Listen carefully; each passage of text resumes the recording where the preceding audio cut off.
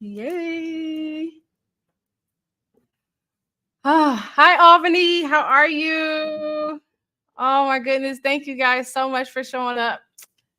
It's exciting. We're late because technology is what it is. So it's been a crazy thing getting everything set up, but by God's grace, everything's going to go off without a hitch. We are just waiting for some more people to show up. So you guys hang out and hang around. Welcome to my ebook launch. I'm so excited. Can you guys hear? Or no, these people. Okay, so we have some people on some different platforms too. Can you guys hear?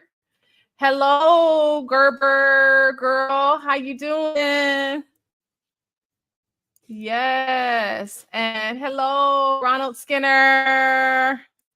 How y'all doing? Hey, Sandra. Hey.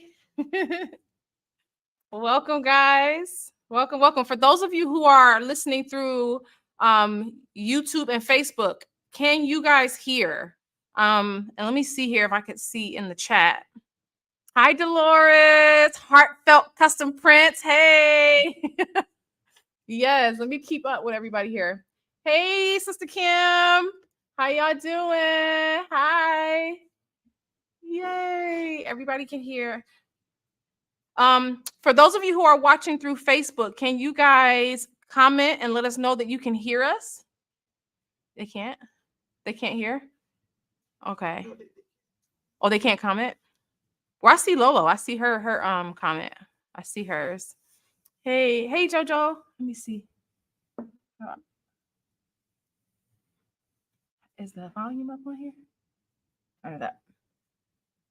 No. All right, let me try to keep up. Let's see here. Hey, everybody. Welcome to the book launch. Welcome. Yes, thank you guys so much for coming on and joining and supporting. Hey, I'm on YouTube. Hey, Lolo, can you hear? Can you hear us? Can you hear? Give us a chat and let us know. So for those of you who are watching on YouTube, in order for you to be able to chat, I believe you have to actually be able to sign in. You have to sign into your own YouTube account, I believe that's the case. So if you want to be able to communicate with us and talk with us, make sure that you actually log in and sign in to your YouTube account so that you can make comments and we will reply. All right? For sure. Yes. So you guys already know that I'm keeping track of all of those who have shown up because the first 10 to join the live get a free ebook. So we got Kendra and Albany and Gerber Girl, and we got Ronald Skinner, Cassandra, Kim, and Dolores. That's 1, 2, 3, 4, 5, 6, 7. We got 3 more. Hey, JoJo. Please make sure you like and you share. If you are watching on Instagram and or YouTube, go ahead and share the link. You can share it on your own platform or on your own page, or you can send it out. Tell people to come on and join us as we are going to be talking about my new book. It sounds weird even saying that. Sounds so strange, but I'm so thankful. So excited. Yes. Now, let me see here. Unmute.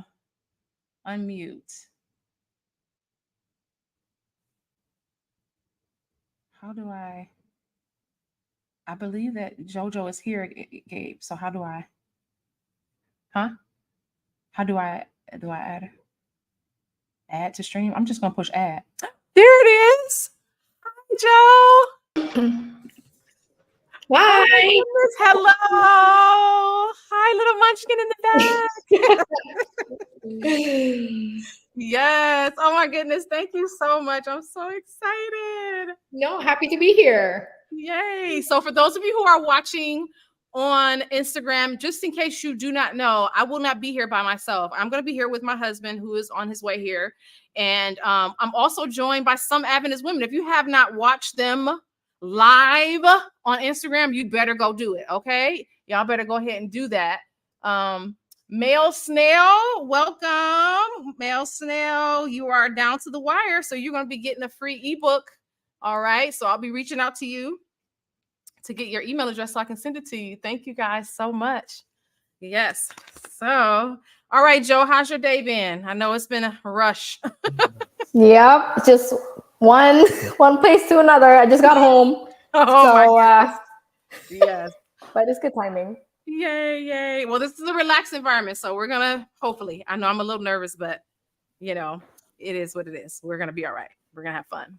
Yes. And I do believe I'm still waiting to see if all of our peeps on YouTube can hear us. They can? Oh, they can? Okay, great, great. Thank you guys so much. Thank you, thank you. So remember, share this, whatever platform you are on, make sure you share it so people can come on in and they can join us. And we're gonna go ahead and get going here because I know time is of the essence, okay? Oh, he's so cute. You make me miss my babies. Oh my goodness. So I actually have my oldest baby here. He's not a baby anymore. Israel, he's 21 now, and he's operating all of the gear and the gadgets and stuff. So he's helping us. Very nice. And yeah, so I guess we'll go ahead and try to move forward. As always, I want to say thank you guys so much. God is so good. I am so tremendously I'm just tremendously thankful. It has been a really long journey. We'll talk more about how long it's taken me to get here in regards to not only writing and publishing a book, but just all of the different lessons that I've learned along the way, all of the people who've kind of jumped in and helped me at various different stages of this process. Put it towards me. Okay. Y'all see that? That's my thing. Okay. Is that good? I feel weird. Okay. Anyway, here we go. And my husband and I were talking, a few months ago, and we were, let's see here, I might be a little behind in time. No worries, no worries. So talking not even a few months ago, we were talking last year just about this process for me. And I really actually didn't really believe that I would actually reach it. To be quite honest with you, I am a lover of writing. I've always written, but to say that I would reach a point where things that I write would be published is completely amazing to me. So, yeah, this is how we kind of got here, and we'll talk more about that as we get started.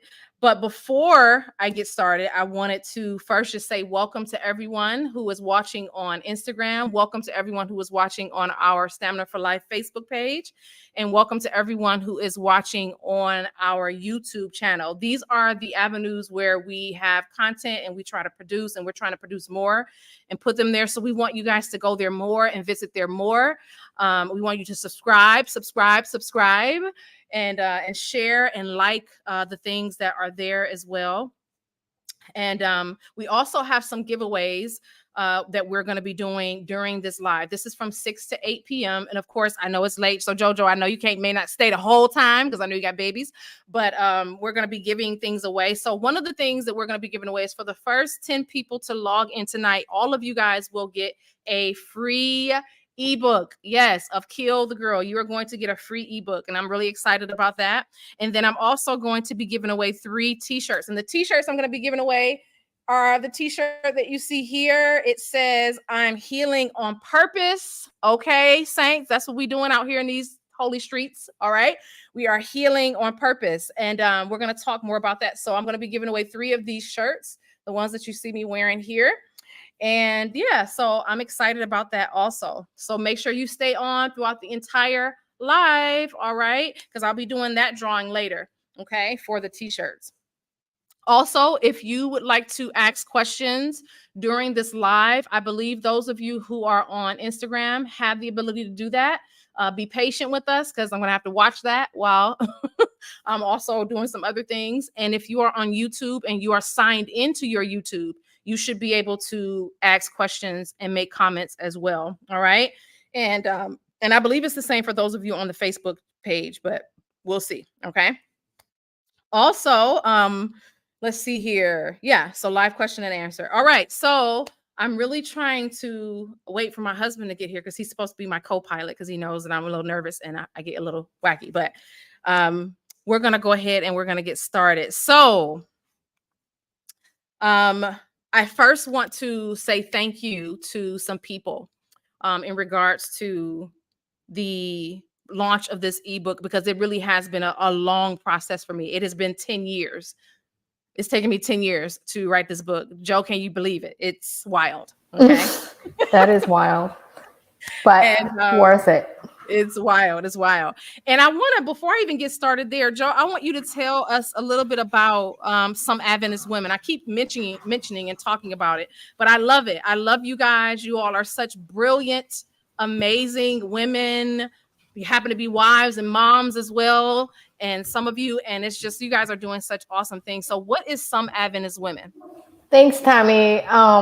So you're absolutely our favorite with some Adventist women, and that's why we're here to support you as much as we can. Oh. But Some Adventist Women is a project that me and a couple other ladies, we've been friends for a long time, and it's just a fun Instagram thing that we started just to provide a space and forum for conversations for women, especially Adventist women specifically, where we can talk about things that are not necessarily often talked about in church spaces, right? You know, our lives are so big, and sometimes our interactions at church is very limited, and you know, short amount of time. You can't really get into it. But you know, we're women, we're Adventist women, we're interested in a lot of different things. So it's just kind of like a, you know, fun and serious forum to be able to talk about issues that are pertinent to women that we're interested in, just to kind of like expand the conversation around women in the church. So yeah, check us out on Instagram. We struggle with time and consistency. Join the We're club. still there. We exist and we're still doing things. Yes, yes. No, you guys are doing such awesome things. I remember even some of the things, just sitting and listening to you guys talk about subjects, like you said, that are not touched on and talked about. And I think your platform was probably one of the first places that I talked about my own experience with abortion. And so that was very, it was a blessing, you know, to have a safe space to be able to talk to you guys. And yeah, and you guys are just doing such amazing work. So if you have not gone there and checked them out, you go there and like them and follow them, if that's how it works on Instagram. I'm learning all this technological stuff. Okay. So that's awesome. So thank you so much, Joe. I really love you guys. And thank you so much for your support. You guys are really We love you. encouraging. And I want to thank also some other people who have helped along in the process when it comes to the book. First of all, the people who really are the MVPs are editors. Because I'm going to tell you right now, anybody who knows me, who has read anything that I've written on Instagram, Facebook, whatever, you know, I'm a hot mess. I can't spell worth nothing. And I just say whatever comes to my mind, because I'm just, you know, my brain goes quicker than my fingers. And so I just love writing, but the editing aspect of it is a whole nother beast. And so I want to thank my editor, Ann Slaughter. Ann Slaughter is someone that I've known for years. Literally, when I first rededicated my life to the Lord, she was in the church that I was in Ohio. And I've known her, you know, since that time, and since my early 20s. And I had no idea at that time that she was an editor, but she definitely has been. And I remember her always telling me, egging me on throughout the years, like, you need to write, you need to write, you need to write. When you do it, I'll edit it, you know, I'll do it. And I remember thinking like, you know, and when I finally did it, she was like, yeah, you know, she's right there. So that was literally years later. So I just want to thank Ann Slaughter for her just encouragement, and just her process of helping me understand how to even structure and do those types of things. You know, that was such a blessing. And I also want to thank um, so many other people. There are women, there's not even enough time to be able to name all of the women and who have been such a positive influence in my life. But I want to say particularly one that really impacted my life very profoundly many years ago. And I don't even know if where she is right now. The last time that I heard, she was retiring and leaving the ministry that she was doing for so many years. And her name is Cherie Peters. If you are not familiar with that name, if you have not heard about her, it's your loss, because Cherie Peters is probably one of the first women within the church, right? Let alone just who's able to come out and really speak openly about subjects of trauma and abuse, and and she actually wrote a book. She wrote several books, actually. And I had a really profound experience with her, and I want to share this with you. Hey, Amy, welcome. Some years ago, when my husband and I were pastoring a church in Detroit, Cherie Peters came to stay at our house because we had her speaking at our church. We really loved the ministry that she was doing, the ministry that she had. Babe, what was the name of her ministry? Or the name of the program that she let out in? It was in regards to addiction, overcoming addiction, right? She dealt with sex trafficking because she herself was sex trafficked. She dealt with abandonment and trauma and abuse and all of those things. And of course, addiction as well in her own life. And so, we wanted to get her to come and share her story and recovery, right? It was celebrating recovery, right? Celebrating life and recovery. And she had a program developed that she would go around to different churches and do. And I just felt like it was so powerful for people to actually talk about those things. And you can imagine, I've been places where she was sharing and people were shocked, Joe. Like, people were just like, some people were even upset. Honestly, some people were very angry and upset about her talking about those things, but she didn't let that faze her. She was like, listen, it's happening. We need to talk about it. And I remember her sitting at the kitchen table one night in our house, everybody was asleep, and she saw that I was like visibly upset. And she was talking to me and she said, what's going on? And I was just like, man, like, I've had it. I'm tired. Like, people need to get over it. We need to talk about this stuff. And she said, Tamara, you know what? She was like, people can only go as far as they're ready to go.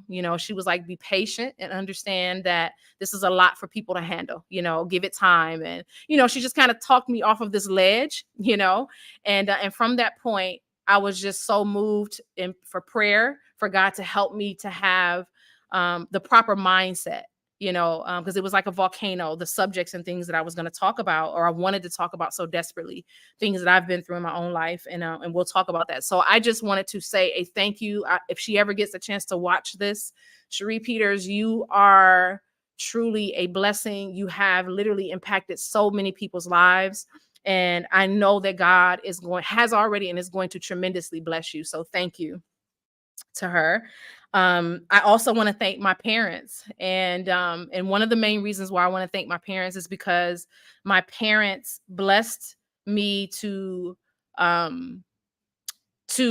heal on a journey, in a relationship with them. My parents, as you'll read in the book, our life was not perfect. There were a lot of traumatic experiences, and my parents had their own story to tell. But I'm so thankful that we made it to the other side, and my parents are both alive and well today.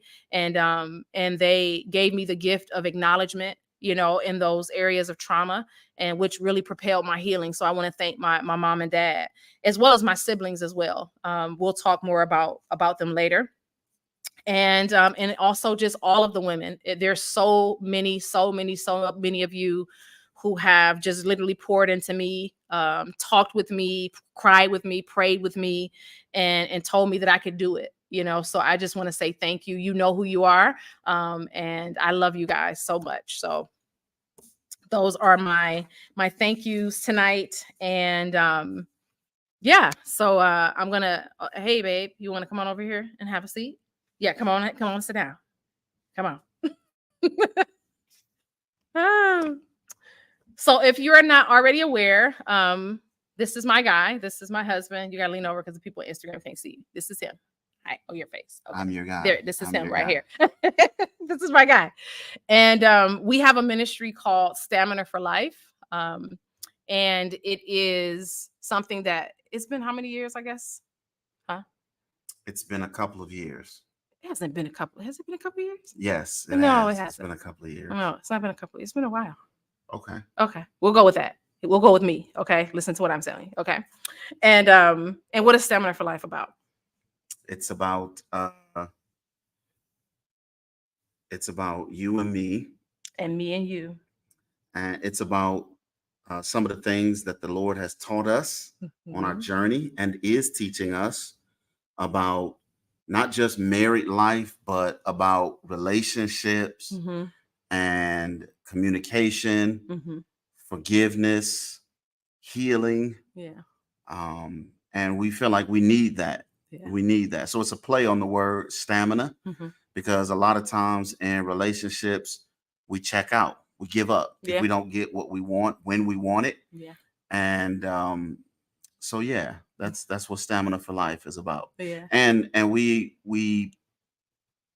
wanted to provide tools for people. Yeah. Because yeah, anything is fixable if you have the right tools by the grace of God. Amen. So Amen. yeah. One of the premises behind the book was really what has kind of led to where we are in our lives right now. Let's see here. Best looking couple. Hey. Hello, guys. Hello. One of the premises behind the book, or kind of led me to write the book, was our relationship, sorta. And the reason why I'll say that is because marriage is rough. Marriage is hard. Okay. It's one of the most beautiful things. Would you agree, Joe? What is it? Is it? It's nothing to sneeze at, right? Amen. Amen. Amen. Okay. Nothing to sneeze at. However, I think it's in our relationship that I discovered some of the really intricate depths of the trauma that I experienced as a child, and how it kind of played out, growing up and getting married and having I children. don't like the way that sounds. Being married to me, no, I'm not saying reminded you of I'm the not trauma saying or brought that. to the surface. That or is trauma not. that you experienced. I promise that's not what I'm saying. No, Okay, no, okay. but maybe. Clean I don't know. it up. Clean it up. Clean it up. Yeah. No. We always laugh and we tell people all the time, when you get married, you think you're good. You think that you're great. You think that you're okay and you don't need any help and everybody else is the one with the problems, until you get connected with other human beings and you realize, wait a minute, I got some baggage. I got some stuff, And so it's in the process over the years of going through that stuff, getting counseling, therapy, reading, and delving into doing the personal work, that you realize that there's some things that you need to work on, And so in that process I did a lot of digging. Right. A lot of digging. So I'm thankful though for that, and I'm thankful for your patience as well with that process. So yeah. Well, I know some of you are here like, okay, well, what is this book? What is the book? So the book is called Kill the Girl. Wait. Why kill the girl? Because I'm gonna be honest. When you told me, I'm like, where we going here? Where like what's you gotta help me explain. I'm curious too. I'm very curious too. Kill the girl. Well, first of all, anybody who knows me knows I'm extra. I really am. I'm really extra. I'm really loud, and I like the loud things. Okay.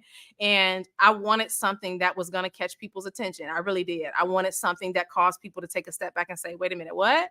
You're a Christian? You're like all these things. And they're just like, why would you write a book called Kill the Girl? And honestly, it's because that's what I felt like growing up. The name of the book is the inward feeling that I had. I felt like somebody was trying to literally kill me, for whether it's from childhood all the way up into probably well into maybe young adulthood. I felt like that I was just targeted. And every time I tried to make a decision or overcome in some area, that I felt like something kept trying to drag me down and take me out, And and there were times when I actually had suicide ideation as a young person. And this is the thing. There are some people who are watching this. Maybe their family members or friends or whoever, they would have never known that, because I wasn't the type of person to talk about those things. I was very much a silent kid. I smiled and I made sure that I kept everything light.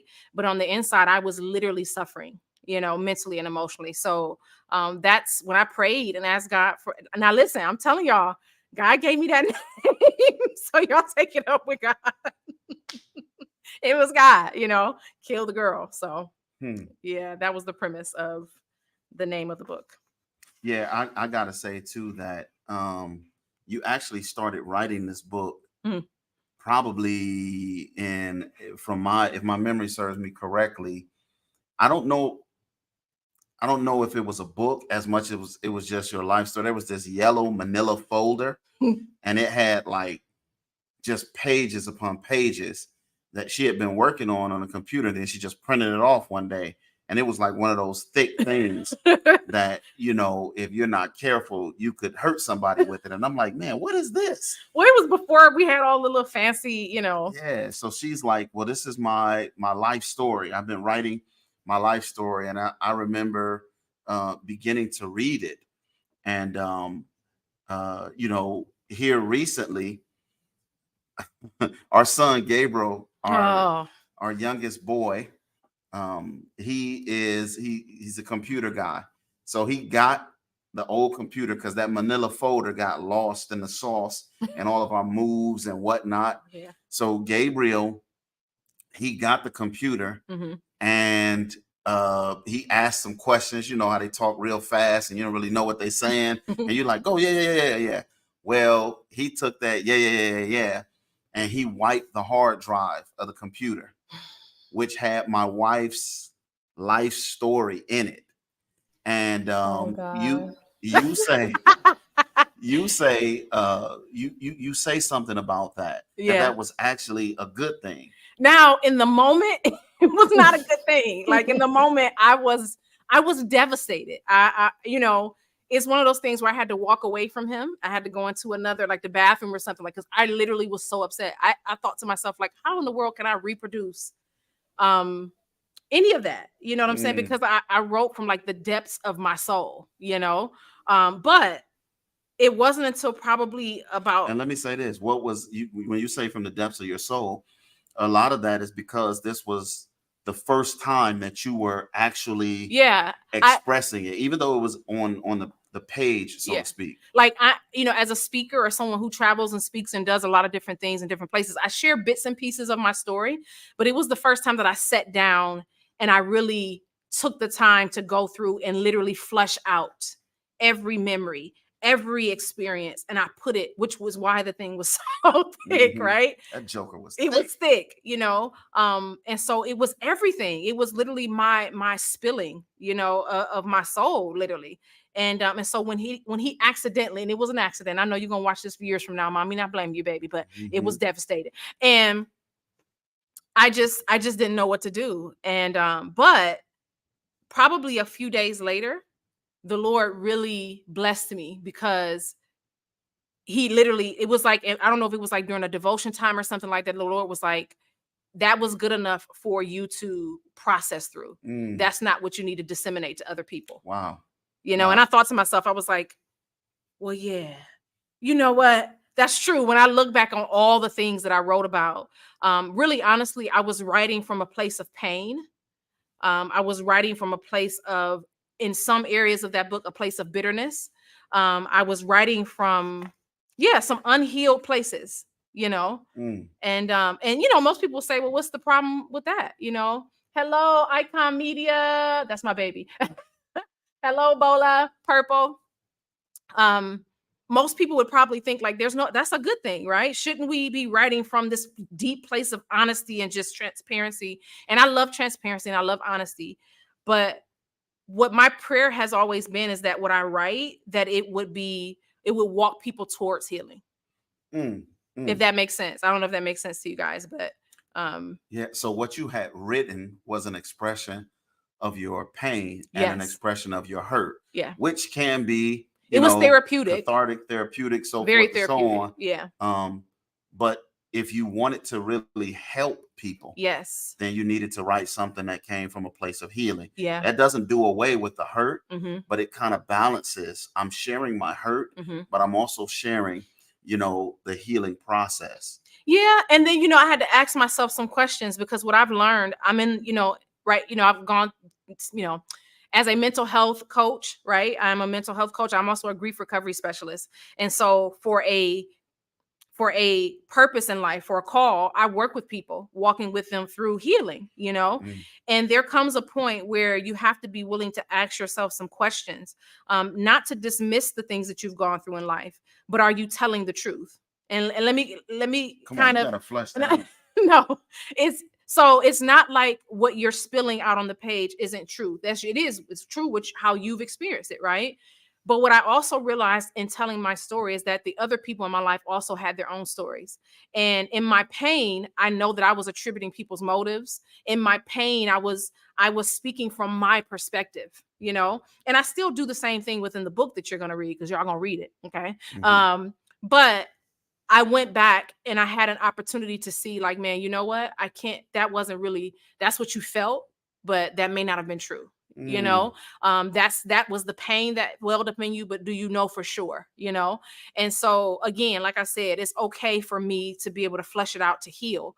But when it comes to helping people to really deal with healing and processing their pain, I learned that it's really important to be able to ask yourself those questions. Now I wanna stay there for a minute Oh no. because you know, Hi, being a person that loves you, Sika. Mm-hmm. when I hear about Yeah. people that have hurt you, Yeah. you know, I feel something. Yeah. You Yeah. know, I feel some kind of way. Yeah. And I think that what you're talking about in terms of telling the truth Mm-hmm. is profound because oftentimes we can go one way or the other. Mm-hmm. We can make it appear when talking about people that we love and who have hurt us, Mm-hmm. despite the fact that they've hurt us, we can talk about them and our experiences in our lives as though everything was, oh, I had the greatest, this, that, and the other. Oh, I was this, that, and the other. And you're like, man, really? But then you hear the experiences and whatnot Yeah. that people share. Yeah. So there's the, you know, what you call the deification or the vilification, Yeah. right? This And called the bedevilment or the enshrinement, you yeah, know? so Yeah. either they did everything right Or or they they did did everything everything wrong. wrong. Yeah. And I think it's a, what's that word we use, that C word? It's conflicting. It's conflicting. Yeah. Like, Yeah. how do I hold someone? Hi, Joy. How do I hold someone in my thoughts and in my heart Mm-hmm. who I love, Mm-hmm. but who has hurt me as Yeah. well? Yeah. Right. And It's so it's not talked about enough. It's not something we really actually talk about, that there are conflicting things that happen in life and relationships, and some people become so depressed and broken because they're confused by that. I don't know about you guys, but I know my parents didn't have people sit down and have conversations with them about these types of things. They didn't sit down and have those conversations with me, and so we're all stuck with trying to figure out, how do we deal with the pain and abuses and traumas in our life while it's maybe being done by someone who we love, or maybe, you know what I'm saying? So it's all of these different, things. Yeah. yeah, but I think your healing has helped you, Mm-hmm. and you've helped me to understand Mm-hmm. that two things can be true at the same time. Yeah. That you know, a person can be someone that I love, Mm-hmm. and that person can do things that are hurtful and harmful to me. Mm-hmm. Um, and at the same time, I can also have memories of that individual Mm-hmm. that are very good, Yeah. where, you know, I enjoyed myself, Yeah. and it was a healthy and caring love Yeah. that was expressed. It's not, you know, sometimes people use this phrase, it's black or it's white. And the Yeah. reality is that human beings are much more complex than that. Yeah. So I can have actually an experience that is both painful, and I can have very joyous memories. And so, you know, just you've really helped me to be able to process through that and understand that as Yeah. you've been, you know, going through your journey. Yeah. I'm open, to any questions that you guys have. Throughout this process, I'm going to read some excerpts from the book for you guys to hear, and just to kind of give you a glimpse into some of those things. So I guess this is one of the most pertinent parts that in the book that was so vivid for me. And I wrote about my experience with my dad, who was in times past. He is no longer, and he's probably been sober for over 26, 27 years. And praise God for that, right? But there was one of these memories that I had with him being in one of his drunken rages that stayed with me. Even to this day, the memories are very, very, palpable. So, and this is in chapter 1. It's called Laying the Bricks. And it says, suddenly the door that led upstairs where we all were, flung open violently like a storm that had blown through the house. Then my mom screamed our names, her voice full of pain and fear. That tone was scary. It was clear that something was very wrong. I remember getting up and running towards the stairs. There, I met my cousin and my brother as they charged out of his room, and we all bounded down to see what the matter was. When we got downstairs and turned the corner, I couldn't believe my eyes. What I saw would be seared in my brain for the rest of my life. The room just beyond the door was my parents' bedroom, and the door was wide open. I could see my dad holding my mom by her throat up against their bedroom wall. My tiny mom, maybe 5 feet tall, and that's a maybe. And my father, who had to be around 7 feet tall, and that was for real. But as a child, he looked 20 feet. Had her lifted from the floor like a rag doll. I was in shock, and even amidst all the screaming and yelling that was happening around us, I felt as if I was stuck in a twilight zone. My mom was trying unsuccessfully to fight him off. I could smell the strong scent of alcohol in the air as well. I was more than familiar with that odor, as I had it around me my entire life to that point. My father, my uncles, my cousins, my and friends of the family seemed to always be drinking or intoxicated. As it turns out, most of my cringing moments as a child were surrounded by alcohol or drug-filled rages. This was one of the first that remained etched in my brain. I couldn't move. I was frozen with fear. My brother, on the other hand, swung into action. He ran to my mom and began trying to help her, but he was certainly no match for my father, as he was probably the same size as my mom. My cousin was screaming at him to let her go. Eventually, somehow, I snapped out of it and went into fight mode. He had my mom by her throat and was hurting her. I had to do something. Why was he doing this? How did this happen? I remember thinking that. Out of nowhere, something came out from me, propelling me forward, and I ran into the room. I fell to the floor where my father stood, choking my mother.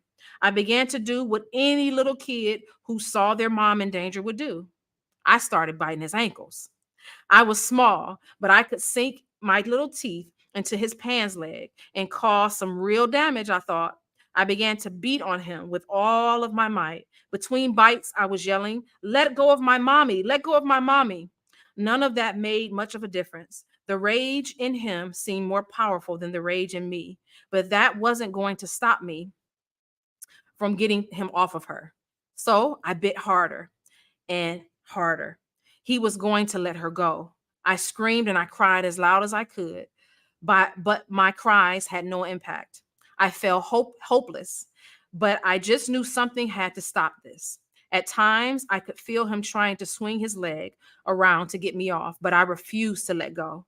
It felt like hours had passed, but it was only minutes, and nothing was working to get him away from her.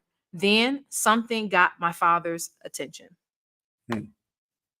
So that is one of the more formative memories that I had growing up. It's something that throughout the years has always remained there in my brain, and yeah, there's a lot there in the first beginning stages when I was little. Yeah, hmm yeah. hmm Yeah, that's powerful. I'm sorry, Joe. If you got any questions, feel free. I just wanted to say, like, I think it was so great that you just, start even chapter one with this story. And, Mm, one thing that I really appreciated reading your book is, I think the details, like you went into it, and mm, sometimes like if I read some other stories or people share about their past trauma, it could be maybe like kind of washed out a little bit, right? Like it's not as detailed, but often I felt like when I was reading those kind of stories, like I didn't understand what the person is actually going through without the mm, details, and I think you went into it, and that's like the beauty of storytelling, right? Like the more detailed you go in, and the more you can actually resonate, even Mhm. though you've never, your circumstances are completely different, your experiences are different, but I could feel mm, what you experienced at that moment, and how horrifying it was. And mm. that was something that I thought of over and over again as I was reading your book. And obviously this showed right from the get-go, and yeah, just really appreciated that. Thank you. Hmm. Yeah. Hmm. Thank you. Yeah, you that's something that I enjoy about your right. And I told you this as I was reading. I said, man, I was waiting for what happened next. Mm. The way that you share the details, it definitely activated my imagination, and I'm literally there with you, and I'm asking what happened next, what happened next. Mm. So yeah. I really I love writing, and I love writing for that reason, which is I believe that there's so much in the details that help us to understand one another. And I think that it's surely everybody's prerogative as to how deep they want to go when they're sharing their story. So that's not, of course, that's not what I'm saying, that people have to do it. But for me, it's valuable because the type of work that I do, the call that I feel like I have in my life is to help people. And there are so many people who feel like they're the only ones, that there's no one who could possibly understand what it feels like to go through high growing and sharing, who feels like what it is to go through something like that. That Hmm. when you're left with those feelings so deeply, and some people who reached and said, man, that's me. I went through that. That's exactly what I felt. And so it's worth it for me to be able to go and share the details as much as possible, to be able to dig through that. I should also mention you should do an audiobook, Tammy. You know what? I I don't think know if that I would can. be fantastic. I mean, even just like you Extra. were. I was reading along as you were reading it, and like it would have been a perfect. Nice, It will be a nice. perfect audiobook. Oh my goodness. Maybe I'll think about it, because I'm gonna be me, because I told y'all it's gonna be extra. And that's what we love, and that's what will make it even more awesome. Oh man. Let's see. How do you find the courage to be so vulnerable and transparent in your sharing? It's so encouraging, but man, how do you do it? That's from Siku. Thank you so much, Siku. An audiobook will be okay, Cassandra. um, I have to be honest, I have not always been, and I'm not always. If I, for sure, he lives with me and has grown with me over the years. There are times when anxiety, because I do struggle with anxiety. I'll throw that out there. And I know a lot of people are like, what? But as I think a lot of people see me as a person who's very bold, or who will go out and just, and I will. I'm a complex person, but it has come over years. It has taken me years to get to the place where I feel safe and I feel comfortable. I have to say, I don't know. I think there really is something to this thing of turning 40. I'm 45. I don't know what it's about, Saints, but I think there really was something that transformed when I got older. And I became less interested in what people thought about me. Yeah. Um, That's what I was going to say. yeah. I think that the older you've gotten, Hmm. the more, um if I can use this word, the more resentment that you felt towards yourself for allowing other people Yes, to to keep control. you Yeah. from being who you desire to be. Yeah. And the more you healed, the more comfortable you became with Yes. that person, Yeah. right? Yeah. And as you began to open up and share, Hmm. you realize that, and this is just from my perspective, watching Hmm. my objective, well, maybe not objective, but from my perspective, watching, I think as you began to open up and share, you realize that, man, the world needed that person, Mm. Hmm. right? Hmm. The world didn't need, the person who's afraid of what everyone else thinks about or how they're going to respond to or so forth and so on. But the world needed the person who was willing to share and say, hey, look, these are the things that I've experienced. This is how they've affected my life. This is who I am. This is who God has called me to be. This is who I am becoming. Yeah. And I'm all right with that because God is all right with me. Yeah. Yeah. And I agree. It is a situation where not only that the world, I think I needed her. I needed that, for myself. Like I did not want to live the rest of my life as that little girl. I really didn't. And you know what? To be quite honest with you, that was also another reason why I named the book Kill the Girl. Now, I know this may sound morbid, but those of you who study psychology, because I'm in school right now trying to get my social work degree, y'all pray for a sister. I mean, lay hands, put holy oil, all of that, okay? Because it's no joke. But I've learned over the years that that unhealed little girl needs to be able to go free. She needs to be put to rest. And this, I mean, don't be calling no CPS or DPS, whoever these people are. I ain't talking about that. Okay. But those unhealed little boys and little girls in us that are running our lives mentally and emotionally to where it's wreaking havoc everywhere we are. We can't live and we can't grow and we can't be happy and have joy because we're always wondering and carrying that baggage. It was like, man, I gotta let her go. She needs to die. She needs So to be able to. let me, if you'll allow me Mhm. to just unpack that a little bit, because Yeah. some people are like, what? I know. So, some of us are still trying to overcome trauma that we experienced Yeah. when we were in elementary school, Yeah. right? Yeah. Or overcome trauma that we Hey, experienced Tiff. when we were in high school, Mhm. or the beginnings of our college or university careers, or whatever the case may be. Mhm. And when I'm still trying to prove that I'm not something, or the person that people, maybe I was bullied and I was made fun of, and now I'm like, okay, well, I'm about to be or I wasn't attractive, Mhm. nobody was really into me, but now I'm grown and my body has changed and Mhm. I look different. I no longer rock the bifocals. I got me some nice, you know what I'm Ain't saying, nothing wrong with no some bifocals because I contacts can't see going right now. on, and now I look, and now I'm getting ready to show. Yeah. And it's like, hey, Mhm. we can't live our lives, Mhm. we can't allow our lives to be dictated by an experience or experiences that we had Yeah. in, adolescent Yeah. stages of our lives, or even young adulthood. Mhm. For those who are out of young adulthood, still trying to be the man, because you weren't the man or the woman in high school or in elementary school, Mhm. but now I gotta show the world. And so I think when you say that this little girl needed to be laid to rest, Yeah. that's what you're saying, that you could not be controlled Yeah. by the experiences that it created. Yeah. Someone who was fearful Yeah. and scared and so forth. And I had sympathy for her. I did. It was me, I had sympathy for her and I needed to let her talk. I needed to let her get out whatever it is that she needed to say because she couldn't say it. Right. But once she said it, I need to go ahead and let her rest, so that I can live because I'm not her, she's a part of me.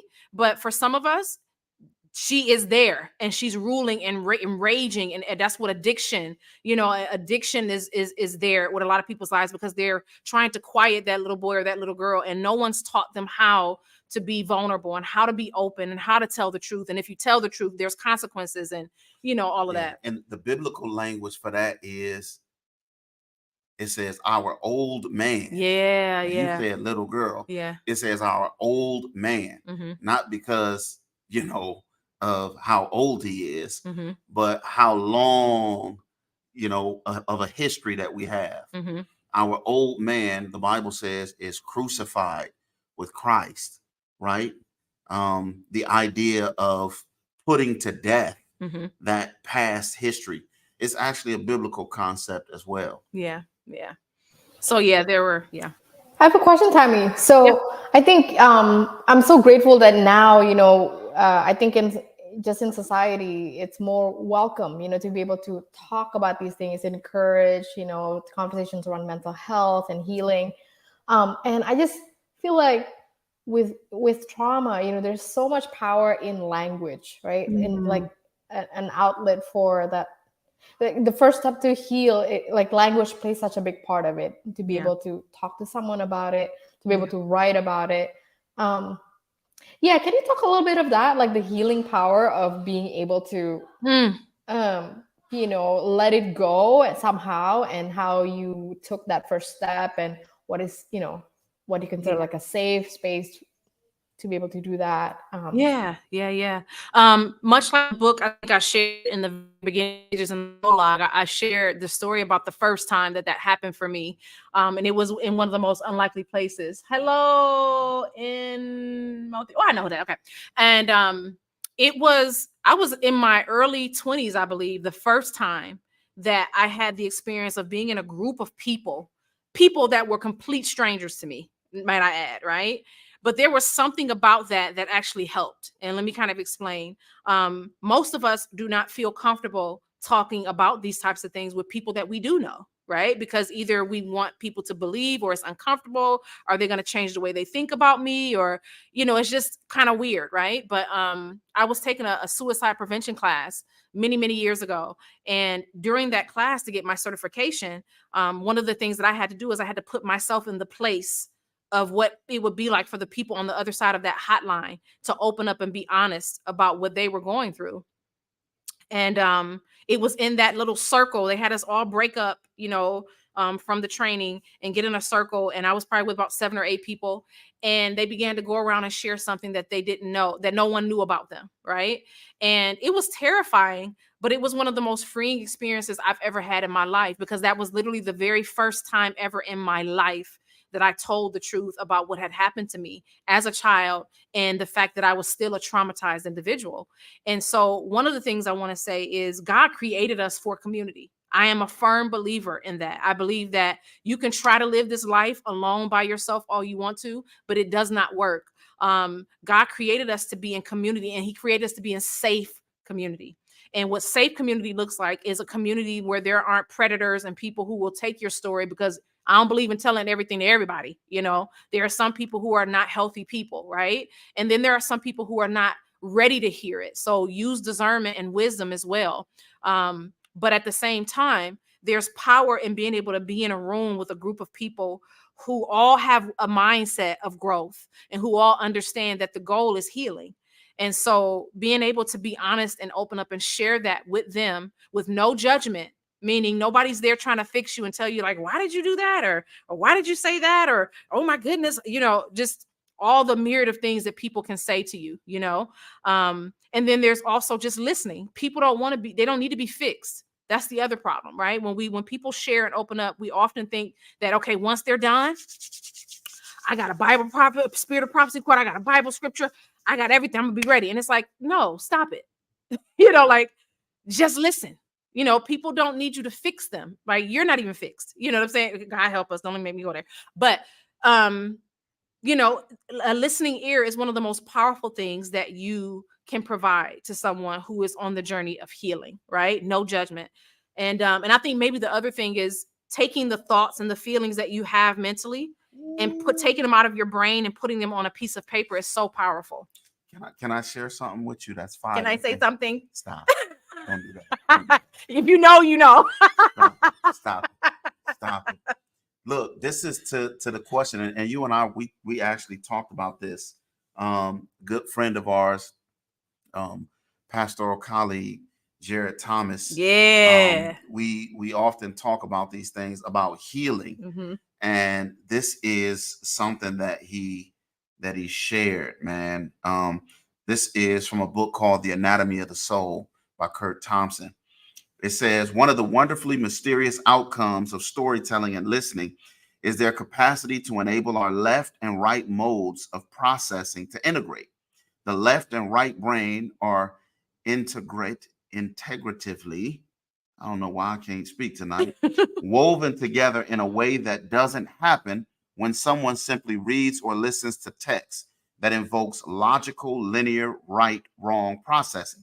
A person who listens emphatically and responsibly as someone else tells his or her story is able to validate the storyteller and, through questions and musing, arouse the individual's curiosity so he or she will consider alternative ways to imagine his or her story.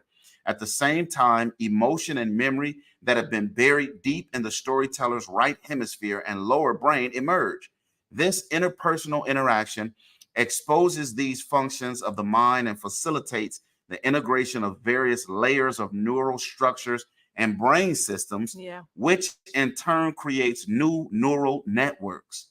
The firing patterns of these networks, here's the fire. Hey. The firing patterns of these networks, though previously potentially available, did not exist before such interactions took place. Yeah. So in other words, when we share our story, man, something within our brains, this is how God created us, something in our brains fires and a real live new experience, a new way of seeing our experience and a new way of seeing who we are and understanding our story comes, and that happens. It happens only as we share. So if I just keep this bottled up inside, it's not going to happen. One of the things I've been loving, as I said, I'm in school right now for social work. And one of the things I've been really enjoying, I purpose to, before I started school, to do some studying on my own. I'm a Christian. I love Jesus. He's everything, right? And I wanted to have a foundation. And I know a lot of people are afraid, like, oh, when you go to school, you know, you're going to be talked away from God. And, you know, no, listen, you know, God is good. I've been learning so many things that solidify that the Bible means what it says. Okay. And that's what you're talking about, the neural, that's what you call the new birth, saints. Like when God says that you got to be born again, that is what that's talking about. This is a part of that process. What's your favorite passage in the book of Revelation? Oh, they overcame them by the blood of the Lamb, by the word of their testimony. Two things. It ain't say nothing but two things. I know, don't be coming on here, no scholars battling with me about this. Just leave me alone, okay? Two things in the last days, by the blood of the Lamb and by the word of their testimony, right? Wow. And I really think we do a disservice to Jesus's second coming when we don't share our story. When we think we're just sitting up in our churches and we're just sitting in our communities of believers and don't nobody know what God has done for you or where God has brought you from, and you think that that's going to be all right, God is going to do something to force us. The rocks is going to cry out, you know? So that is that part of that new birth experience, those new pathways that are being, you know, formed in the brain. That's a part of that new birth experience, saints. And I think it's real, you know? Yeah. And we cannot experience real healing without sharing our story, because, you know, we cannot change our stories unless we first see our stories in a different way. And that only comes in the context of, and so it's fascinating to me that really a lot of the healing that you have experienced has come because of your boldness and because you had the courage to simply share, as you explained in the book, the first night that you shared, and then you've continued to share. And that has helped you to have perspective and insight on yourself and on your story that literally, if you didn't share, you wouldn't have. Man. Fire. You can keep, you know, you guys, if you guys have questions, y'all are in my business. Come on, Jesus. Amen. Okay. So look, I'm going to read another portion from the book. I believe this is in chapter 2. And let me give you a little bit of backstory. You'll hear it in the book. I grew up, I guess what some people would call like a generational welfare type of, you know, situation. And it just is what it is. You know, my mom dropped out of school when she was in the 10th grade, you know, and she had her first child when she was 15. And so, you know, there was a lot to her story, right? And my mom went through a lot of her own abuse and neglect and abusive relationships. And so, you know, there was a point in time in our lives where my mom was making decisions from survival brain. That's one of the chapters in my book. It's called Survival Brain. Again, I did not understand that until growing up and maturing and healing, being able to reflectively look back on her experience. And this is why I said it was important for me to be able to have that, losing the first, you know, the first book, because the Lord really had to mature me and help me to have some growth. But this is giving a little bit of insight into, you know, where we were at that stage of my life, right? My mom collected welfare each month. It was a lifesaver, especially for a single parent feeding 2 growing kids. Unfortunately, the check she received wasn't enough to cover the rent, so we improvised. My mom sometimes sold a portion of her food stamps to cover the rent, but this meant that we would be left with fewer food stamps, and as a result, less food to purchase for the month.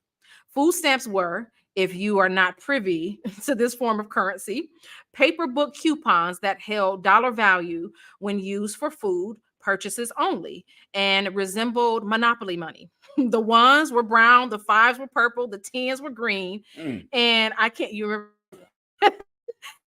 remember what other colors. I think purple or something like that, right? And I believe orange or red. Each book contained a certain number of each bill amount. In many cases, people sold their food stamps to gain actual cash. Currently, there is a card which saves a lot of people perhaps the shame of using food stamps in front of others while standing in line at the grocery store. It was horrifying ripping those coupons out and using them to pay for food while others stood in line watching you pay. You felt as if you were being judged. The card now allows people to have some dignity and avoid judgmental stares and people calling you lazy or freeloaders, even if they do not if they do not do it in your face. That was the stigma for those who were on public assistance. I hated when my mom sent me to the store to purchase food with food stamps, y'all. I hated it. Okay. Like I had anxiety. That's how bad it was. The local corner store took these kinds of food stamps. They also developed a relationship with my mom and provided us credit to purchase food items when we had no money left at the end of the month. When we reached those scarce moments during the month and no money for food was available, this was a huge blessing. At the end of the month, when she could pay for the bill, they would also take a little bit more for interest.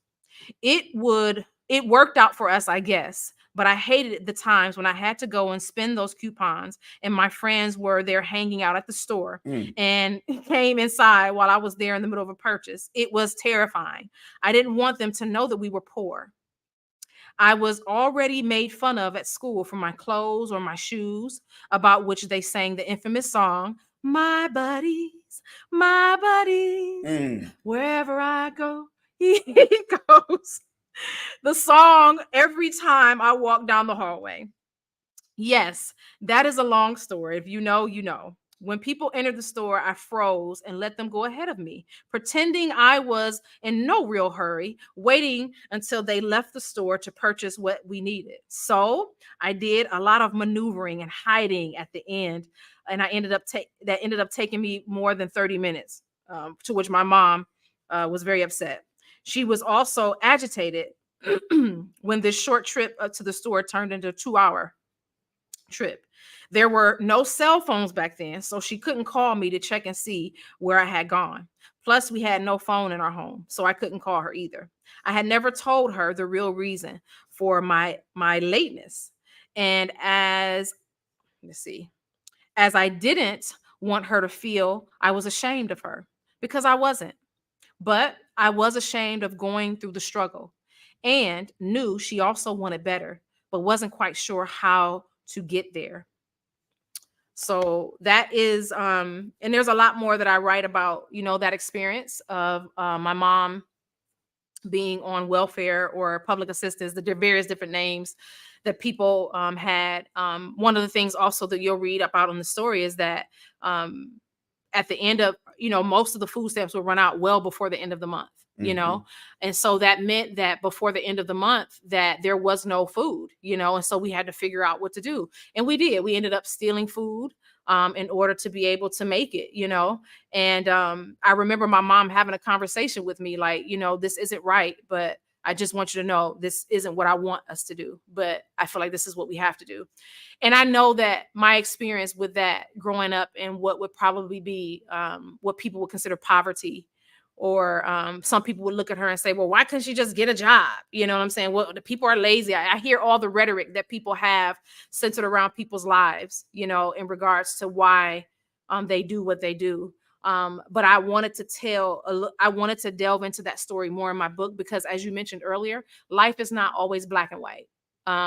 It may appear as though it's so easy to just make a decision to just go get a job, and which my mom did. My mom worked a lot of jobs under the table, right? Because my mom did not have a high school diploma. She got pregnant at 15. And back in the day, saints of the Most High God, you were not allowed to go to school when you were pregnant. So she had to leave school, and so that was a trajectory that changed her life. And, she made a lot of decisions that I now know were in survival mode, and we can judge people for sure based on what we know on the outside, but we don't always know what's going on in the intricate parts. Question. Yes. You mentioned that the fear of judgment and shame when you first started your story. What happened to overcome that? Oh man. You know what? Over the years, I think it took me actually talking to other people who had similar stories. besides becoming comfortable with telling the truth to myself. That's the first thing. That's the theme of the book, really, is learning to accept and tell myself the truth, and then once I accept the truth, I can tell it to others without shame or guilt. But I've come to know so many people who share that same story. Who, let's see here. You got to call me. This is D Mills in Cleveland. Okay, D, I'll call you. Who share the same, the similar stories of the struggle, and you really literally think you're the only one. Maybe you guys can, maybe those of you who are watching on YouTube or those who are watching on Facebook or Instagram, maybe you felt that too, where you literally felt like you were the only ones who were experiencing, certain types of, we felt like we were the only family struggling like that we were the only ones running out of food before the end of the month, that my mom was the only one who, had to work 2 and 3 jobs, where people actually sometimes wouldn't pay her because they could do that, because they could abuse that power, because they knew she didn't have a high school diploma and they knew that she needed, all of those different things. My mom went through a lot of things to try to supply, her children. And one of the things also too, my mom was married twice to her children's fathers, except for her first son's father, because that was a situation where it was forced. And we, I try not to tell her story for her. It's her own story to tell, but I do know that that wasn't a situation that she had desired. And but my mom was in an abusive marriage twice, and she left those marriages because those men were physically abusive to her. And so she made decisions that were in survival mode. They weren't the best, but they were the best that she knew how to do at the time, Hey, Abby. So, I'm hoping that that portion of that story in the book speaks to people in some way, to help them feel like their story is being told, because I think a lot of people experience those types of things. My mom didn't want us to steal, but we did. Man, it sounds like these are some real fine details in the book. By the way, where can people get the book? Yes. So the book is on our website. Here is what is this called? That's a QR code. QR code. Okay. So for those who are on Instagram, they don't see the QR code. Okay. So those guys, on YouTube and Facebook, the book is available right now on our website at staminaforlife.com. If you are on Instagram, you can go to the link tree in our Instagram, and it should be right there. You can click it and go there and purchase it. For those of you who are on YouTube and or Facebook, you can use this QR code and it'll take you right to the area where you can purchase the book. And a couple of things about your purchase is going to support our ministry. It is going to help us to be able to do what we love to do, which is this type of work, with people, maybe sharing the gospel in a different way, or in a relevant way, in the way that we feel like God has given us, and I definitely feel a call here to share this story. This is actually the first volume. I have 3 more. 1. Yeah. This is the first volume. This is the book, Kill the Girl. How many in all? How many parts? I don't, right now I'm saying 3, but you never know, but this is more about the formative years of my life, well up into the earlier parts of when I came into young adulthood, coming into young adulthood. So that's what this book is talking about. And I'll share with you a little bit from the book that I am writing right now, which is the second portion to this, a little bit later. So, So am I in the book? You are all over the. Am I the hero? Be quiet. No, I'm not the hero. Okay, I'm not the hero on the horse. Okay. Oh goodness, you look okay. Look. So yeah, any questions, guys? Any questions you guys have? Feel free. Somebody said here, Doris said, I remember the days like that as a child. Yeah. And I think there are so many people who have had experiences like that. We're definitely not the only ones. I'm just attempting to try to tell that story. There's another portion in the book where I share, and I'm trying not to spoil it, but where I share about a job that I got as a result of trying to help out. When I was younger, I was a kid. I probably was like 9 or 10 years old, possibly. And I ended up working at one of the stores in town to try to cover or help, with providing some things, for the house. And it was at one of those stores that I actually ended up experiencing being touched and, being taken advantage of.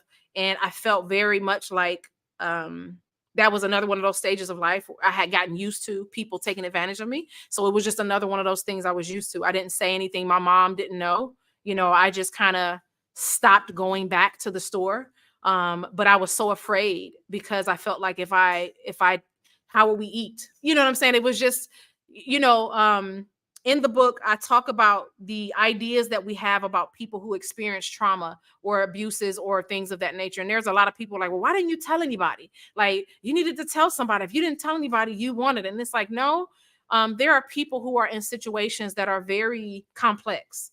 And no one in their right mind wants to be taken advantage of or abused, And so there are times when there are people who are in powerful positions or positions of authority or positions that have something that you feel like you need, And at that time, I definitely felt like, we needed their help, at the store. If I said something, we wouldn't be able to get food anymore. You know what I'm saying? Like, that's how real it gets out here in the struggle, And so again, the whole dichotomy that people have of that life is black and white. No, life is not always black and white until you've lived in people's shoes. You can't say what you would have done, so yeah. Yeah. Any questions, guys, that you have? Anybody on there who've already read the book? Anybody who had any thoughts or questions about any of the stuff that is in the book? Feel free. Let's see here. Sometimes people freeze during traumatic situations. You're absolutely right. Yes. Andrea said that some people freeze during traumatic experiences, and that is so true. Our brains can't process how to deal with things when we've gone through trauma. And so, you're left trying to figure out, how do you deal with this, and maybe this will help some of us when we feel as though, we have the right to judge people, determining what they would do. It helps us to have a different perspective. It's hard to tell people. You get frozen with it. Yep, you do. You get frozen. And imagine being a child. You have adults and then you have children. And we were talking about this yesterday. Remember, we were having the discussion centered around like the cultural dynamics of speaking, right? And what to say and what not to say. There are a lot of cultures who have created a very dangerous environment where you teach children that for no reason at all whatsoever, you don't confront adults. You know what I'm saying? That's like crazy. you, That's the culture. That's the culture I was raised in. You don't speak back. You certainly don't correct. You don't tell on. Everyone in authority is right. The teacher is right. And every other person, anyone that's older than you, is right. And so, hey, Johnny, in that context, no, you're not going to say, you're not going to say anything because this person is right. So imagine if you've grown up in that type of culture. Have any of you guys grown up in that type of culture where, people come to you years later, like, why didn't you say anything? It's like, well, you taught us not to say anything, like honestly. And some people may say, well, no, like, yeah, when you have not clearly delineated the lines between abuse and neglect and safe touch and conversation, even what's a good thing to say to a child, what's not a good thing to say to a child. There are children who grow up believing that under no circumstances do they have the right to speak up for themselves. And there are some children, maybe it's some of you on here, who have been in situations where you tried to speak up and they've still neglected you, right? Where you've said, this person said this or did this, or I experienced this, and you were shut down. Mama or grandmama get mad at you and blame you. Yeah. My mom, she shares her own experiences with that. And so, we have to begin to allow ourselves to learn how to create. And trust me, it's been a journey for me as a parent, trying to break those generational curses, to create an environment where my children have the freedom, not only just to tell me about other people hurting them, but when I hurt them. Like, honestly, can we be honest about that? Like, I've said things to my children and, I mean, they haven't gotten spankings in like many, many years, but I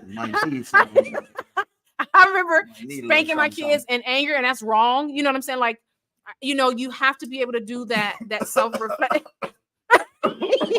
Listen, and so being able to create an environment where my children can learn respect, but also learn self-efficacy, and they can come to you and say, Mom and Dad, assertiveness. Like, listen, when you said that hurt, or when this, so it's a work in progress, Lean Chigoba, hello, welcome to the live.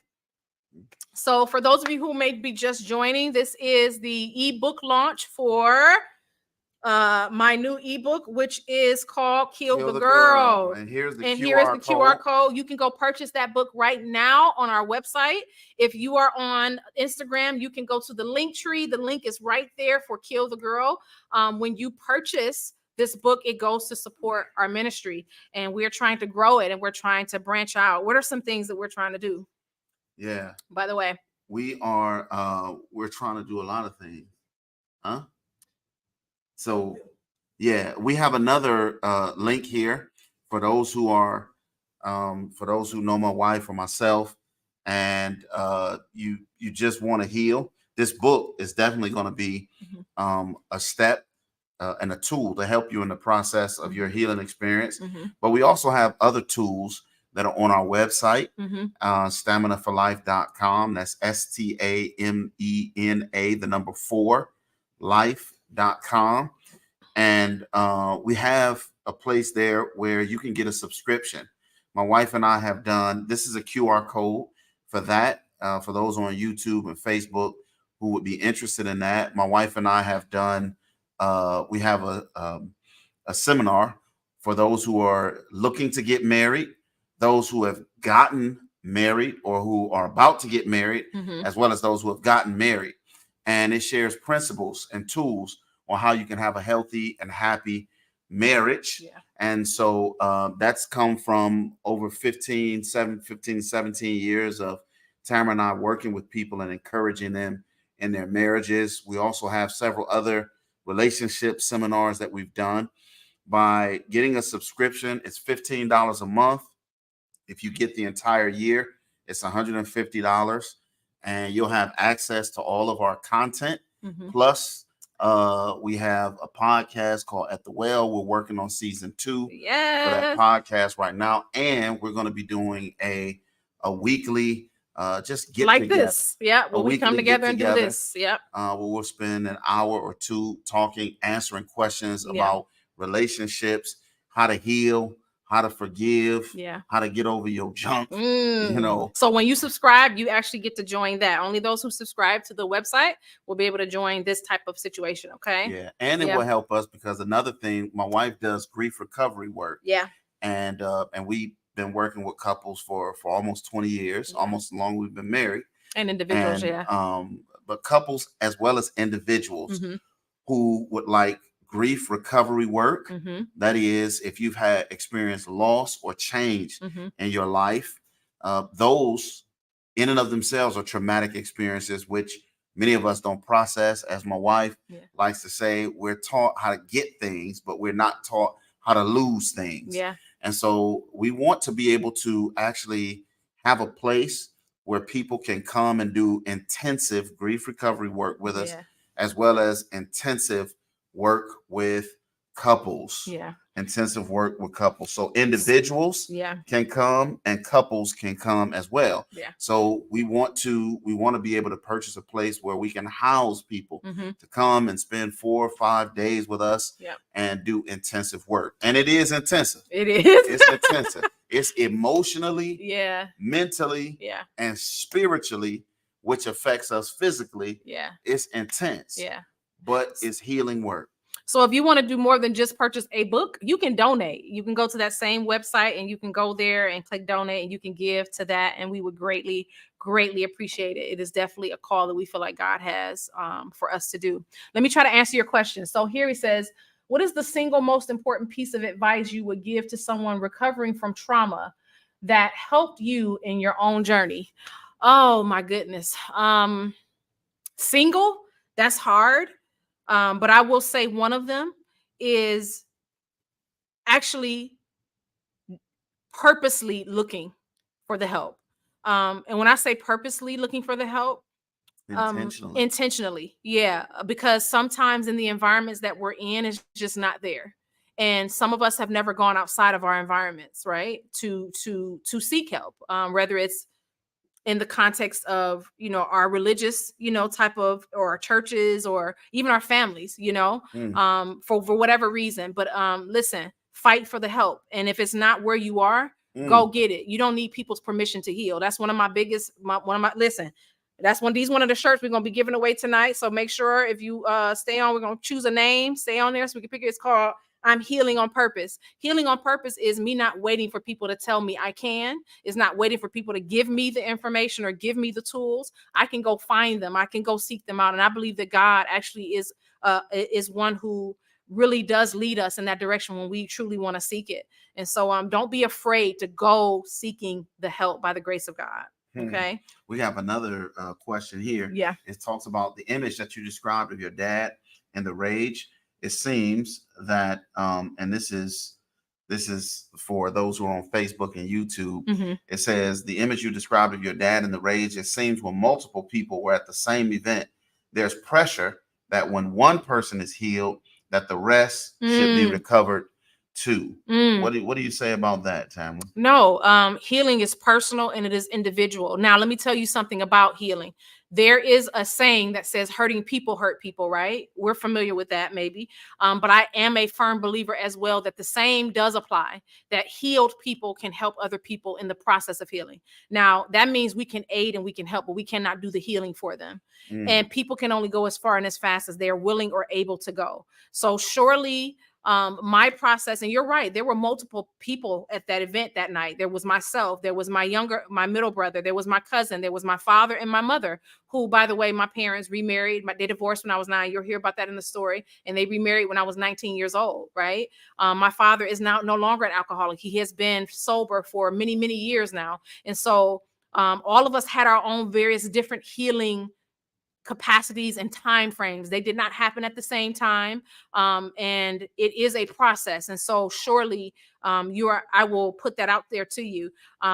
There may even be people who refuse to heal. There will be people who have not reached a point. Oh man, there's a quote. And I can't even remember. And I hate doing that because I hate when people do it. Like, oh, this quote, but it is, and I can't remember where it is. But it's a quote in a book that's called Ministry of Healing. If you've never heard of that book, let me know, and I will put a link to it later on in our things. Okay.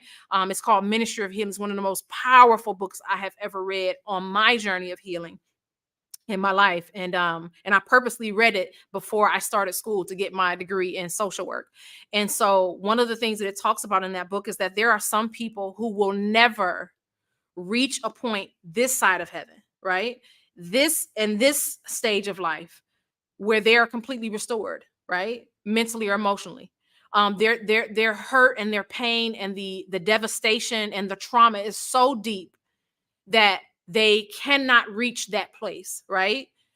Where we think they should reach, And that was very powerful for me to read, because there are times on the journey of your own personal healing that you can judge other people, that you can assume that just because you're okay and you've reached a certain place in your healing that other people need to be. That's the very thing I told you that Cherie Peters shared with me, many years ago. And I'm thankful for her sharing that. It helps you to have grace.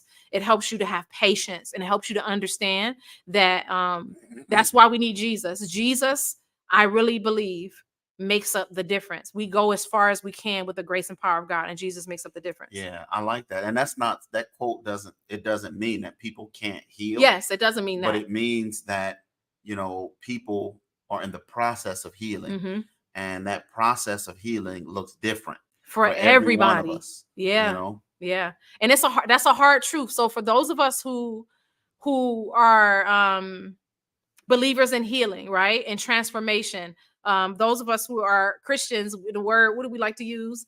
Conversion and different things of that nature. The process of conversion and what that looks like, for people. I've had to learn how to surrender that to God, and that's a hard thing, especially if you're a person who struggles with perfectionism and those types of things as well. So yeah. All right. Any questions you guys have? What time? We're going 8 o'clock. So now you guys have questions. I'm going to read another excerpt from the book here. Let's see here. I'm going to read. So in the book, you're going to notice that I have portions of it at the end of each chapter. I really wanted this book to be able to be a book that's used for helping people to process. Me sharing my story is only one little speck of it. I want you to be able to get the book and sit in groups and have discussions and conversations, small groups, maybe women with women and men with men, or married couples with married couples, right? And I want you to be able to utilize, at the end of each chapter, there's what I call the processing. Okay.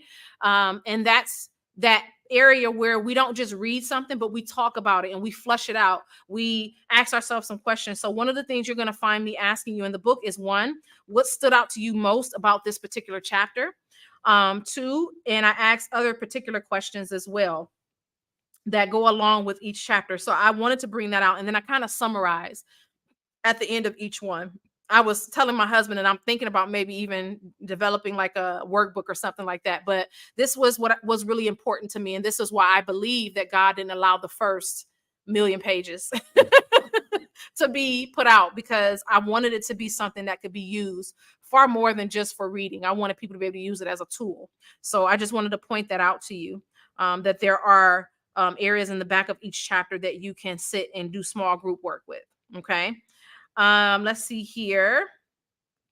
I will read to you an excerpt from the chapter. Let's see here. I'm trying to see here. Anybody having any questions? Asking any questions? Hey, cousin, proud of you. Thank you. Thank you so much, cousin. Hi. Let's see. All right. So what I'll do, I'll read this part of the book where my dad and my mom, I believe that's what this one is, right? Let me just check to make sure. Yeah. I shared the story. Hi. Sorry, I was just gonna say I have to sign off now, but thanks so much for letting me be part of this. And thank you so much. We love you, and God bless you guys. Remember, guys, check out Some Adventist Women. Y'all go follow them and like them, okay? All right, love you, JoJo. Thank you so much. Bye. Bye. Yes. So let's see here. I'm gonna read. I wanted to read to you guys a portion of my abortion story. I had an abortion probably my first year of college. I had just come out of high school. I was in this relationship for a while, and it was just it was a mess, and it really that was a very transformative time in my life. It really was. And I never thought that I would find myself in an abortion clinic. If anybody would have told me that that's where I would have ended up, I would have been like, no, there's no way, And so, so I'm going to read an excerpt from the book from there. So let's see here. I still do. Okay, let's see here. For a moment, I zoned out, staring out the window. Okay, wait, no. Sorry. Finally, my name was called, and I followed a woman in a white coat to an office and sat down. I didn't know if she was the doctor who would do the procedure, but she seemed nice enough. She finally began to ask me questions. Are you sure you want to have this abortion? To which I replied, yes and no. This prompted her to ask, what particular are you not sure about? To which I replied that I was afraid God would not forgive me for doing this. I felt ashamed and hated being there. Her eyes didn't leave my face, and she assured me that she didn't believe God would want me to do anything that would be harmful or jeopardizing to my future. At first, I sat there and contemplated what she was saying. Was she saying the abortion would jeopardize my future and jeopardize my future? Or was she saying not having it would jeopardize me in some way? Then, as she continued to talk, she assured me that I had such a bright future ahead, that I would be able to have more children someday, and it would all be okay. The truth was, I wanted to believe anything at this point because I cared more about the scholarship and my relationship with my boyfriend than I cared about the baby growing inside me. That was the honest to God truth. But what I didn't consider was that I had felt the baby in there. No more now. But what I didn't consider was that I had felt the baby in there. No matter how early on I was in my pregnancy, I could feel the baby and knew that being in the clinic was one of the biggest mistakes in my life. But I moved forward anyway. When we were done with our counseling session, she sent me back to the lobby. So I was called again and followed a nurse into a cold room with a medical bed table inside. A large window faced the back of the building, and I could see clear out to the parking lot. A white house sat just beyond, next to the building, and I recognized it as one that I saw walking on the way to school. For a moment, I zoned out, staring out this window, wanting to emotionally disconnect from what was about to happen. I didn't know what was going to happen for sure, but I knew the outcome would have an impact on me for the rest of my life. The same nurse gave me a gown and instructed me to undress. But she put the gown on the table and that the doctor would be in shortly. When she shut the door, I stood there for a minute looking around the room. There was nothing at all attractive about it. A couple of chairs, an unknown machine, and a table with items laying on it. I always enjoyed looking in my mom's medical books and seeing how surgery was done and what instruments were used. Some of those looked like the ones I saw, but I didn't quite know how they fit into the situation. I snapped out of it and began to undress. I folded my clothing and placed them on the chair. I still do that whenever I go to the doctor's office for any reason to this day. I fold my clothes neatly and place them on a chair, along with my shoes under the chair facing outward. There isn't a time that I do this that I don't think of that day in the abortion clinic.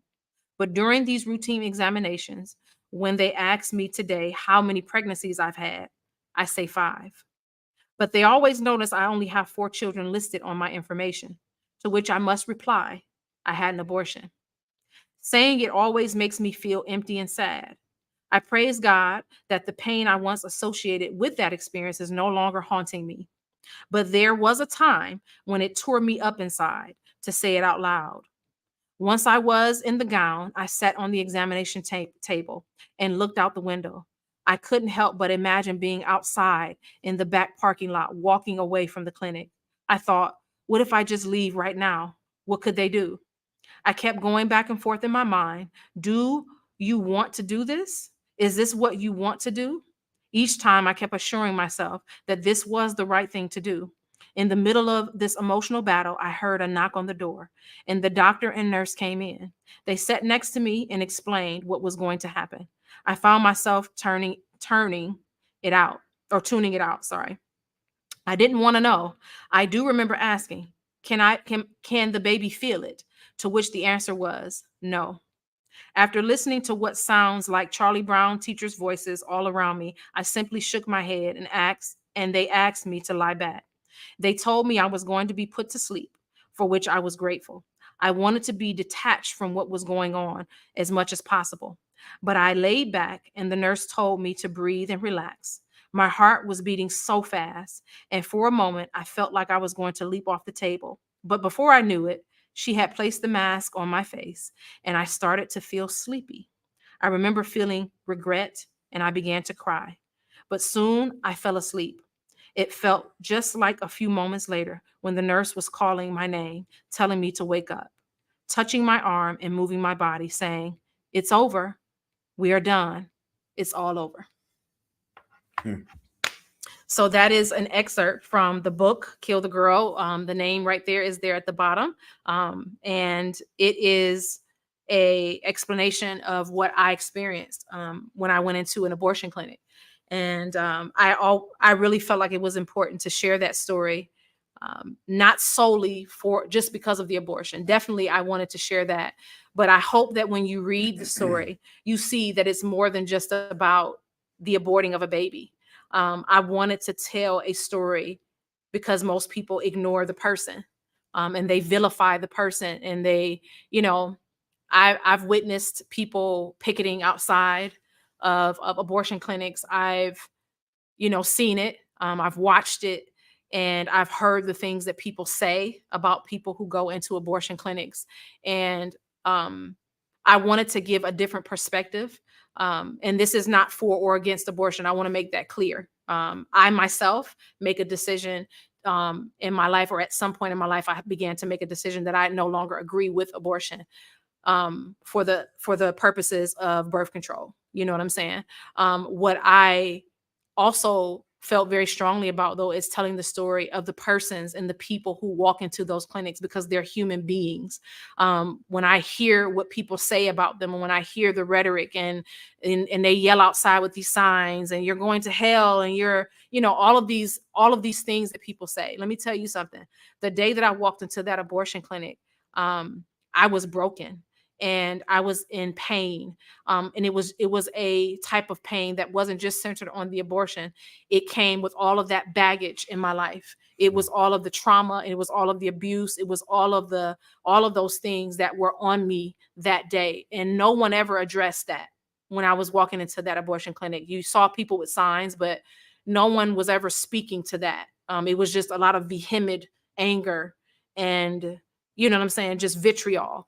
And I just want to appeal to people, wherever you lay on the side of the subject. I want you to consider that there's just more than just the baby to consider, but to consider the woman, consider the men. Also, we don't talk about, that there are men who want their babies, but they generally don't necessarily have a say so, because it is our body, and it wasn't my case. My boyfriend wasn't that type of person, but there's so much more involved in making a decision about abortion than just what people think. So that was my hope, and just broadening that view, and then telling the truth about what I saw in the clinic, what was said to me, and those types of things. So yeah. Thank you for sharing that. That's real. Yeah. Yep. Hello, Nadelton. Hello. Yeah. So yeah, it's 7:52 now. I just, this, I want to just thank you guys so much for just being able to come and support, for just always supporting me. There are some of you who have literally been on this road with me for so long. You have either encouraged me, you have popped me and told me, do it, girl. And you've always been just so encouraging. And I'm so thankful and I'm so grateful. I'm grateful for the people who allow me to be me, who allow me to be honest and transparent.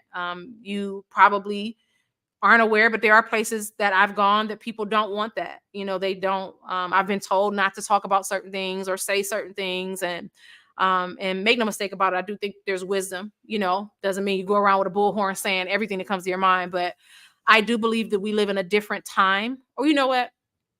The truth is, none of these things are new. All of these things have always been happening. There's nothing new under the sun. I think that the way in which we address them needs to change. And I do think that we need to mature in the processes that we have when it comes to addressing these types of things. I think that it's important to have these discussions about trauma and abuse, whether it's in our families, whether it's in the church, whether it's in the communities. I think it's important to have discussions about cultural dynamics that have fostered trauma, and things that just don't work, right? They never worked. It was just that we never talked about them.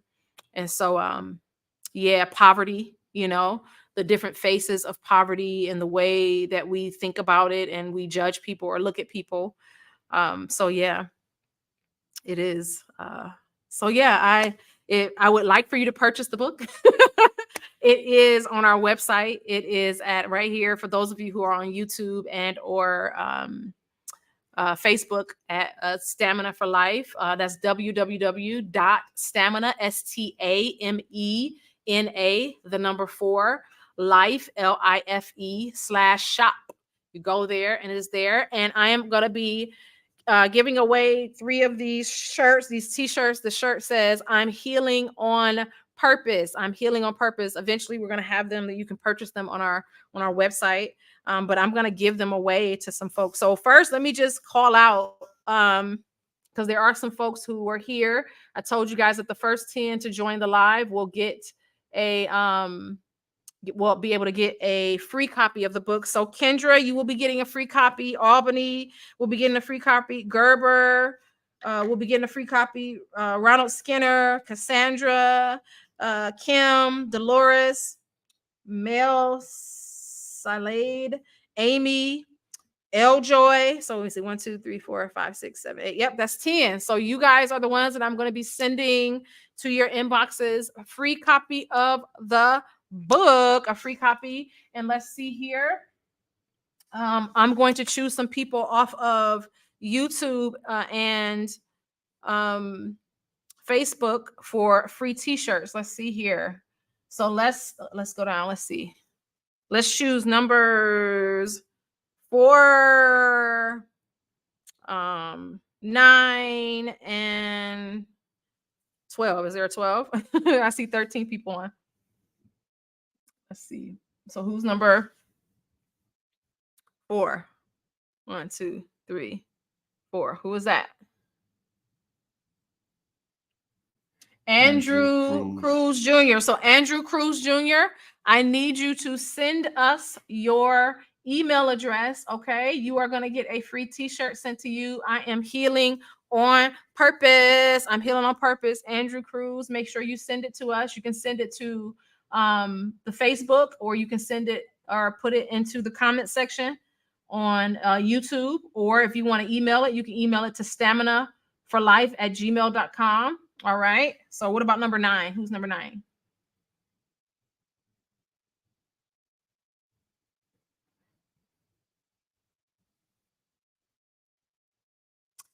What is that? Number 9. There? Which one? No, what's that?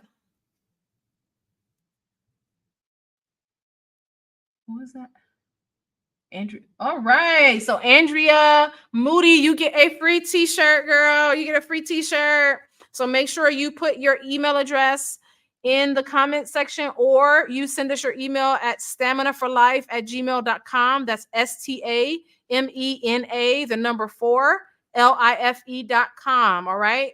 Send it to me, and you can mark it as book launch t-shirt. All right. You get a free t-shirt.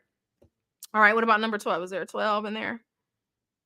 Anybody else? Let's see. Okay, let's see who that is.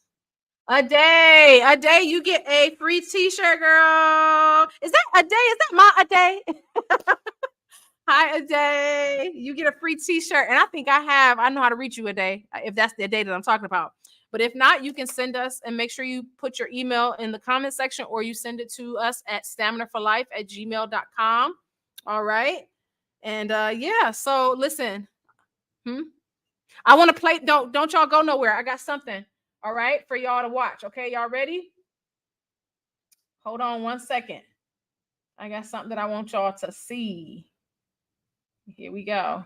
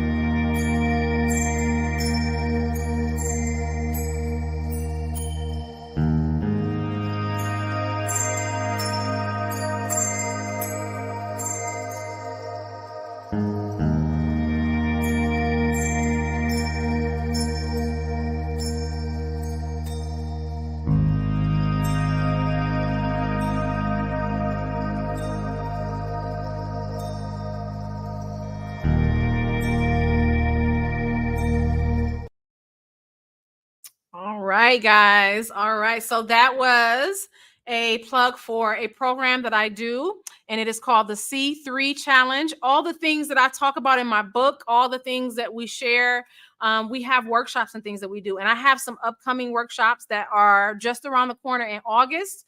You can find the dates for those on the website at Stamina for Life. You can go there. It is under the grief recovery area within the website, grief recovery. And when you go there, or grief support, When you go there, you can go and find the C3 Challenge. The C3 Challenge is a workshop that runs over a 2-day period. It's 2 hours per each day. And I walk with people through processing change and loss. I have done that in the past traveling, and done it places, but now I'm offering it online. And so you can go there and register to check that out. And I would encourage you to do that. It is such a powerful experience. And it's not just grief is not just about grief is not centered just only about death. There are people who grieve all kinds of losses, guys. We just literally came out of a pandemic, and I guarantee you, I personally feel like the majority of people have not even processed through it. We can see it in our families, at our jobs, on our churches, you name it. People are still trying to figure out how to deal with all of the changes that they went through. And I am a firm believer that unprocessed change sabotages your life. It sabotages your relationships. It prevents you from being able to heal and live your best life. All right. So I want you guys to make sure that you go there and check that out. I have some sessions coming up in August. I think 13th and 14th. And then I also have some more sessions on August 26th and 27th, or 27th and 28th is one of those. Okay. So go check that out and register. I would love to see you there. And I also want to invite you guys to subscribe to our YouTube channel. If you haven't already, please go there. We're going to be posting more reels and more shorts and more videos. We have our other series that we're getting ready to post up there really soon, which is Let's Try This Again. We're excited about that. That was recorded not too long ago. And we have our podcast, our second season, which is coming up here really soon. This is the place. Okay.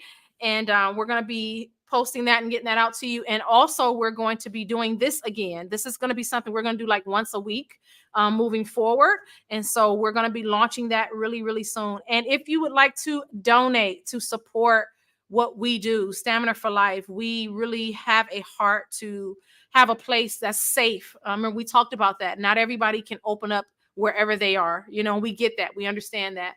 So we really want to have a place where people can come and feel free and feel like they can actually get the help that they need and get the support they need. So we need a facility. And so we are raising funds to do that. If you would like to donate to help us towards that cause, please do so at our website at staminaforlife.com and donate. And just as you see there, we have some things that are available only if you subscribe. Now, you mentioned subscribing to the YouTube channel, which is great. Yeah. But these things you have to subscribe at staminaforlife.com. Yes. And you'll get access to what we call PMC, pre-marriage coaching. Yes. You'll get access to Love Phonics, a series we did. You'll have access to Tune Up, yes, which is another series we did, and a lot of other great stuff that you won't be able to get anywhere except for on that. And when Tamara mentioned that we're going to be doing things like this weekly, it's going to be for those who are subscribers. Yeah, subscribers to our website. So thank you guys so much. Thank you for joining us tonight. Go get the book. Go buy the book. Go purchase the book right now on our website, Kill the Girl. And let me know what you think. Please send your things to us. You can email us any of your reviews or reactions to the book. I would love to read them. I really, really would. So it's a life-changing book. Oh, you're so sweet. And you're a life-changing. Okay. Yes, keeping it 100. 100. 100. I love you. All right. Well, guys, we want to sign off now. We want to thank you guys so much for joining.